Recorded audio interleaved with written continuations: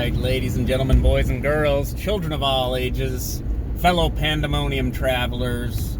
This is Seattle Pandemonium Shutdown, day 173 by my count.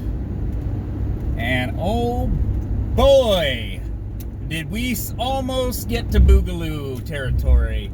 Very close to Boogaloo. You know what I mean, then you know what I mean. If you don't know what I mean, I'll try to explain Boogaloo, I guess, because we've got a few minutes. I'll take a few minutes of our time to do that.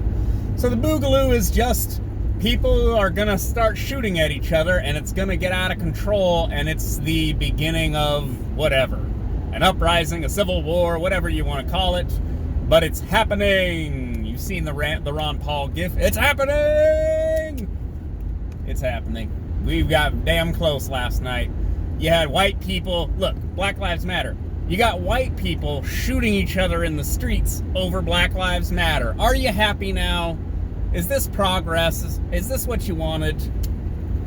Get it together, people. The one guy, and of course, the one guy who shot that guy's arm off, damn near, is got to be named Kyle, because we need some more damage to the Kyle brand in 2020. Boogaloo, very close to Boogaloo territory here, guys. We are, you got people showing up with guns, trying to stop people from burning stuff down, and it kind of worked. I mean, it sort of worked. I mean, people got shot, but, you know, it did kind of work. It seemed like there were places they protected. This was Madison, Wisconsin, based on, well, the clips on Twitter anyway. Protesters came out again, because that's what they do, and then they quickly turned into kind of a riotous mob, which is also what they do, and a bunch of concerned citizens with firearms showed up, and I want to say at least changed the dynamic a little bit. They kind of forced protesters into a little bit of a, not forced them into a corner, but forced them to kind of acknowledge what's going on. Like, no, you're not gonna destroy this building. So then they went down and they went into the courthouse or whatever. Okay, I don't know. I mean, like people were libertarians and stuff that came out with their weapons, and they were like, okay, go complain to the police, go attack City Hall. I don't give a shit. Just don't burn down another furniture store or another car dealership that has nothing to do with, you know, what, Jacob Blake getting shot. It's not their fault. What are you doing? You're just destroying things. Go away. Go over there. Go hold the people accountable who are accountable. Is that crazy? I don't think that's crazy. They seem on point to me, but of course it's being spun as these are white supremacist, racist, Trump supporter, blah, blah, blah. No, they just are normal people who don't want you to burn their city down. And that's basically where we're at. Normal people who go, yeah, no. I mean, no one needs to get hurt over this stuff, guys. No one needs to get hurt. Yeah, no. It's just, yeah, no.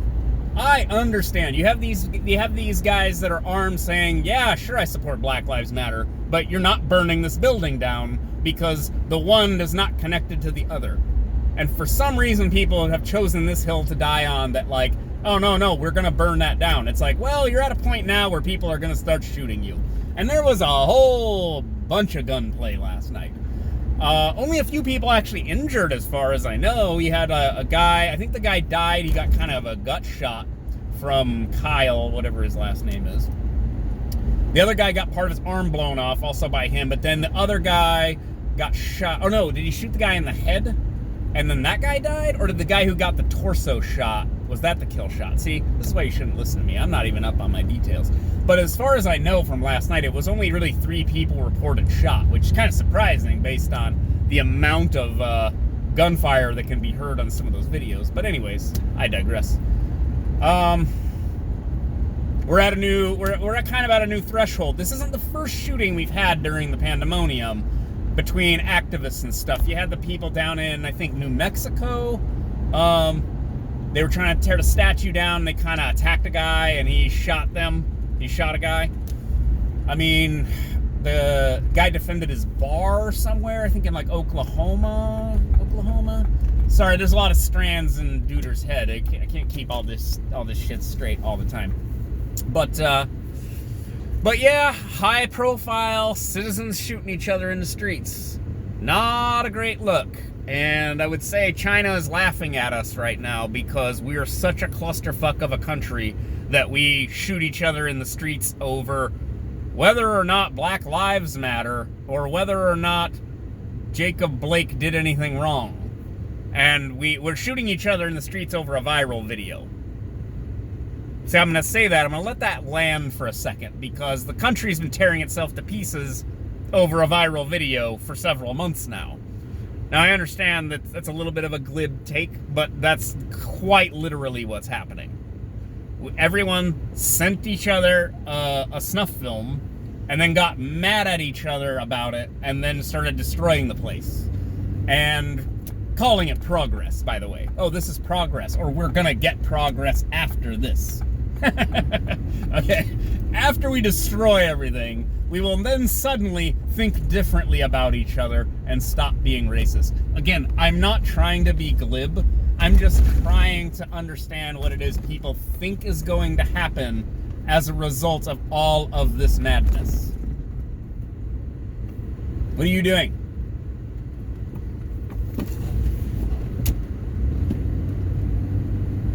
Prius drivers, I swear you're getting up there with me with BMW, Audi drivers. Even the Tesla drivers are right there.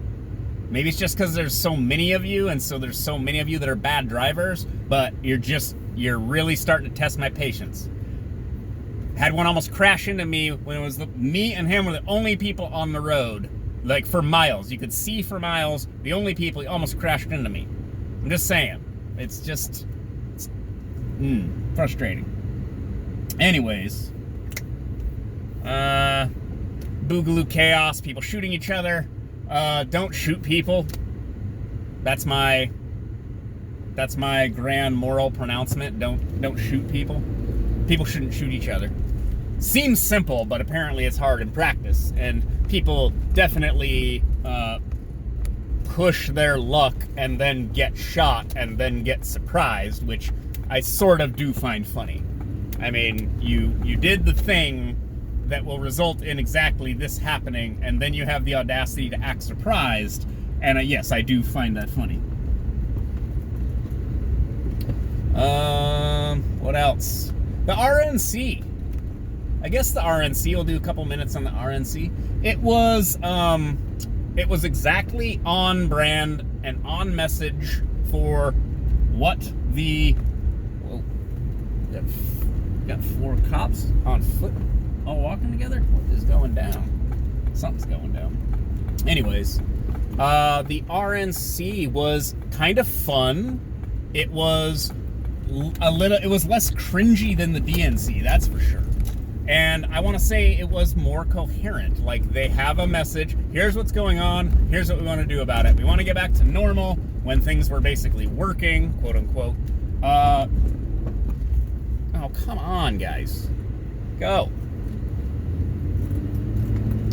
And they're not wrong, right? Their messaging is there's all this chaos and rioting.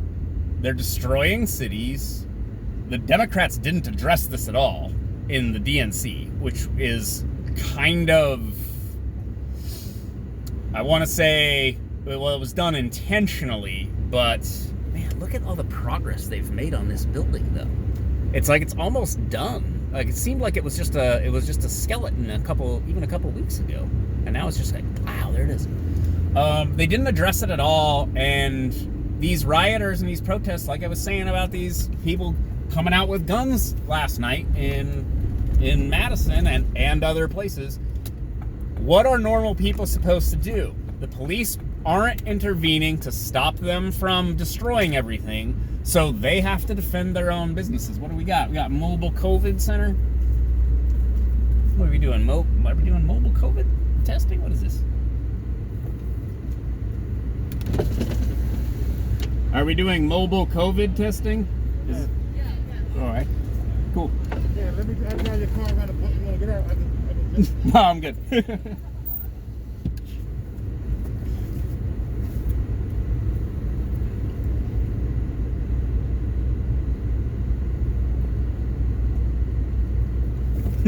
All right. But yeah, no, the RNC, I believe, has, at least online, has more views, like the clips and stuff, the segments have more views than the DNC did, and we'll see about Nielsen ratings and stuff. But I think the RNC was more convincing. Like, you watch it and you feel emotions because you're like, yes, that is what I see. And the takeaways were things like tractors, not actors. Jobs, not mobs. Like, instead of everyone being mad about racial inequality, let's get back to what we were doing, which was everybody working, black unemployment at historic lows. Let's get everybody money, and then a lot of these problems will take care of themselves. Economic empowerment is real, and it is very important, and people will get big mad when they get disenfranchised, which is what the Great Suppression has been. The lockdowns are, you are not allowed to make money because people might get sick. Like, and it's just amazing to watch. The government forced everyone to stop making money, and then everyone got mad because there's inequality. Yeah, because we were all forced to stop making money because some people might get a coof. Okay? Again, if you come to me for really in-depth takes, I might come off a little bit glib. I'm not gonna lie. I am aware that that's a little bit of a glib take, but I'm not exactly wrong. That is what has happened. The government said, unconstitutionally by the way, you have to stay home and not open your business. And everybody complied. I have the video evidence that everybody complied, and we did what we were told. And it destroyed everyone's finances for, I don't know, maybe a generation. We'll have to see how things come back. Maybe we just, blam, reopen, and everybody goes back to normal, and we just bootstrap this sucker back up. But I don't think that's what's gonna happen. I think that we destroyed people's lives for probably a generation, and the cost is possibly greater than the COVID pandemic was. Just saying, possibly greater. We will have to see, but of course we're going to argue about this endlessly for the rest of our lives, essentially, because all of the data is garbage and the outcomes are garbage, and there's not necessarily any good way to track the inputs and outputs and figure out who was right, which is what makes it all really politically convenient for the establishment who forced all this shit on us. Just saying. Just saying. I think we're gonna get back to normal before you know it, but here's the deal. You guys got to prepare yourselves for the Trump re-election because their messaging was better than the DNC's messaging. The DNC's messaging was, white people are racist and oppressing everybody, but elect the old white man. Elect the old white father to lead all the minorities into equality. It just doesn't track, guys. It doesn't track. But hey, maybe I'm wrong, and that's half the fun of being in reality. It can go any way possible. All right, that's enough from me for one day. Got a little ranty shouty at you. I don't want to yell at you. I want you to be my friends. All right, I'll talk to you guys later. Bye.